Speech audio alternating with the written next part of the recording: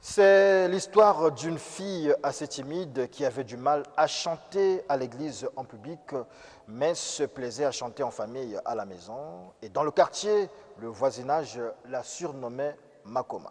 En 2004, elle chante enfin en public. Une de ses sœurs de l'école du dimanche avait inscrit son nom sur la liste des prestations individuelles. En 2005, un certain frère Mampouya, Franck Mampouya, la copte pour la troupe d'évangélisation vocale de la paroisse de Talangaï dans le CBE. Elle se fera remarquer, mais très positivement, jusqu'à devenir un des pivots du groupe.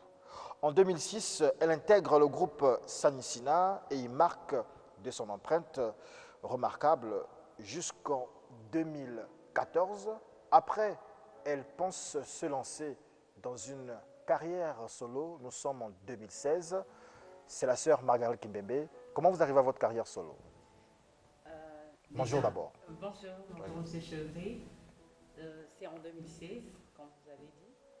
Mais il faut notifier que je n'ai pas juste commencé en 2016.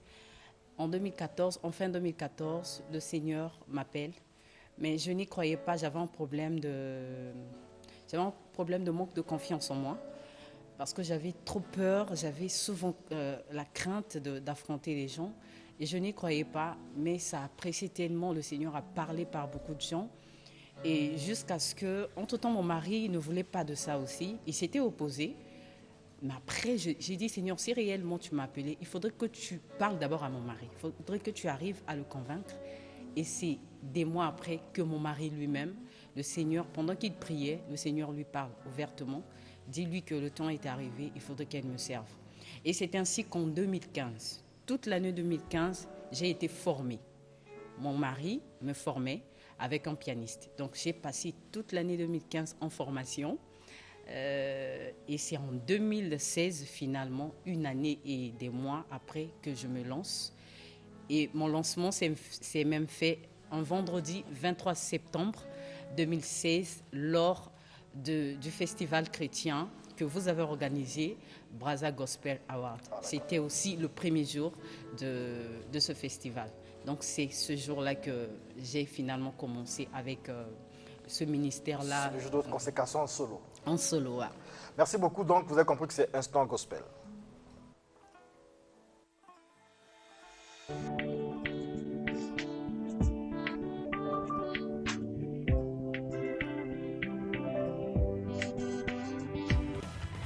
Instant Gospel.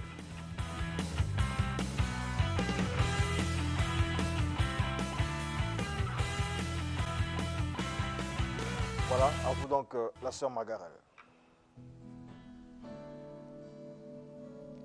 Plus de toi, Seigneur, je veux vivre plus de toi en moi. Plus de toi, Seigneur, je veux vivre plus de toi en moi. Oh, oh, oh, oh, oh, oh, oh, oh. Que ton Esprit Saint vienne m'apprendre à marcher, à parler et à prier comme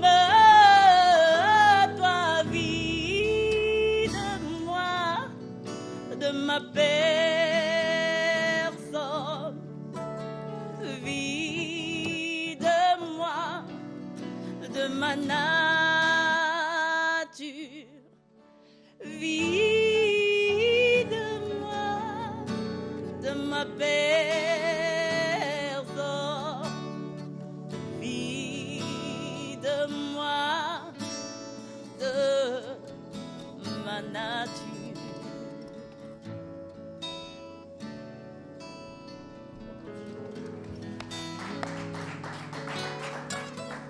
Alors, la sœur Magarel Kimbembe, l'actualité chez vous, c'est votre album Plus de toi, Seigneur. Donc, on a entendu, on a suivi, on a écouté parfaitement le titre éponyme, donc le titre phare aussi, on va dire, de cet album-là.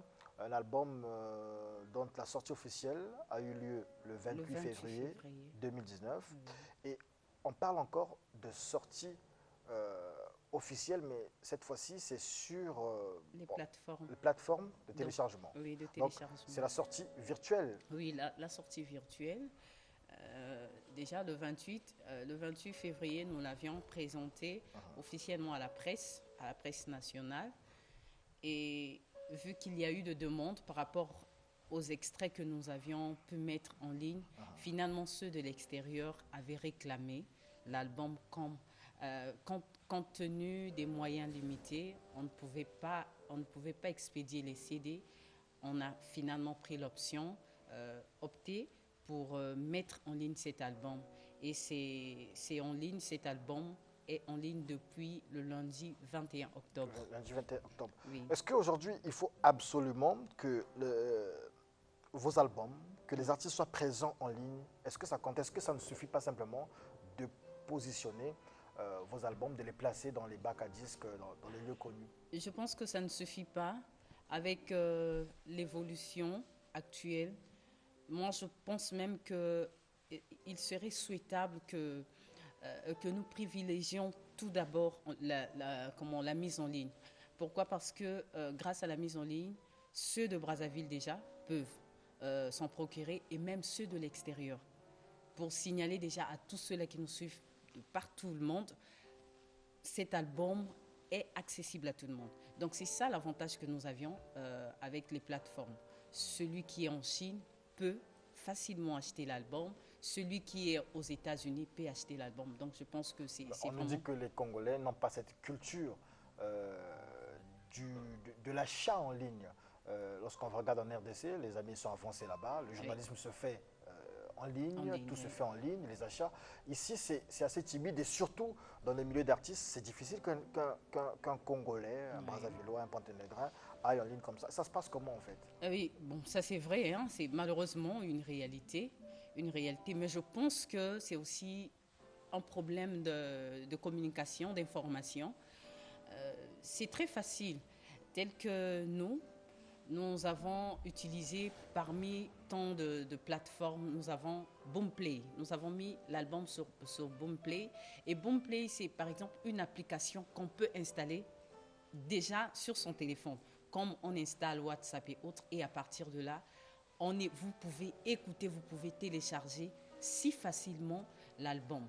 Donc, c'est très facile. J'en profite aussi de passer le message à tous nos compatriotes congolais, et même ceux-là qui sont à la diaspora, de nous booster. C'est ainsi qu'on pourra voir au moins cette culture-là aller de l'avant. On pourra aussi élever l'étendard de cette nation.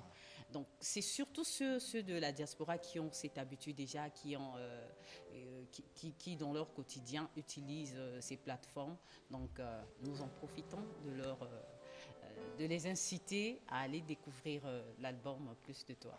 Plus de toi, donc vous avez dit sur Boomplay? Sur Boomplay, sur Deezer, Spotify, Amazon Music, Apple Music, iTunes, Slacker, Shazam, il y en a plein, Claro Musica.